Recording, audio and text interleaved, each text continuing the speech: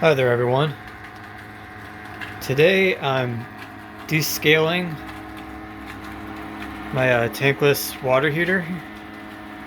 This is a Rheem Performance. This is what my setup looks like here. This is the pump here. And this is the pump I got here from Amazon. And I only just went with 1 gallon of the vinegar. I think that's plenty. And this pail here.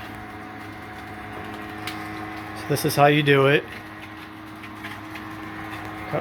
Got one line coming out of the pump, going into the water heater, and coming out. This creates this loop here. So I'm just gonna let this go for about an hour, and I should have descaled blinds. So I hope this helps. Enjoy.